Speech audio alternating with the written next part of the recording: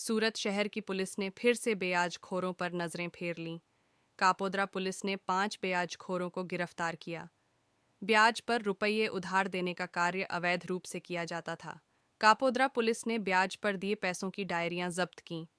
ब्याज से संबंधित साहित्य और मोबाइल फोन और रुपये की नकदी report. Deepak Roy, you Bharat.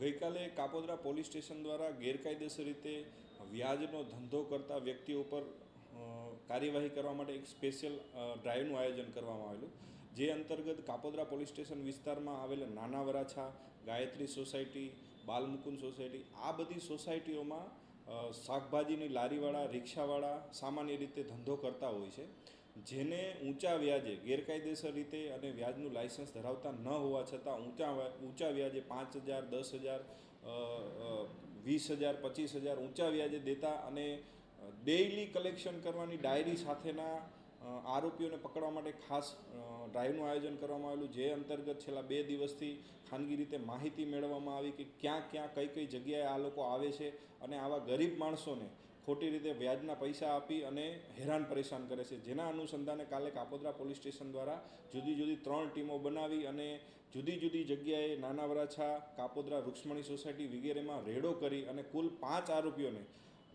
ગેરકાયદેસર રીતે વ્યાજે દેવાના સાહિત્ય સાથે પકડી પાડવામાં આવ્યા છે અને જુદા જુદા 5 ગુના દાખલ કરવામાં આવેલા છે અને આ બાબતે હાલ પોલીસ તપાસ ચાલુ છે. આ કામે કુલ આ તમામ પાસેથી 60,000 રૂપિયા જેટલો રોકડ મુદ્દામાલ અને મોબાઈલ અને જુદી જુદી ડાયરીઓ કે જે ડાયરીઓમાં ડેઇલી પ્રમાણેનું આ લોકો કલેક્શન કરતા હોય છે એ કબજે કરવામાં આવેલ છે. આ લોકો પૈસા કેવી રીતે લાવતા હતા? એક આરોપી બે આરોપીને પૂછપરછ કરતાં પોતે એવું જણાવેલું છે કે અમે ફાઇનાન્સ કંપનીમાં લોન લઈને વ્યાજે આપીએ છીએ, એટલે પોતે પણ ફાઇનાન્સ કંપનીમાં લોન લે છે અને વ્યાજ કરે છે અને સરળતાથી પૈસો કમાય છે અને ગરીબ માણસોને હેરાન પરેશાન કરે છે. આ રીતની હકીકત આ સમગ્ર કિસ્સામાં માલુમ પડેલ છે હાલ.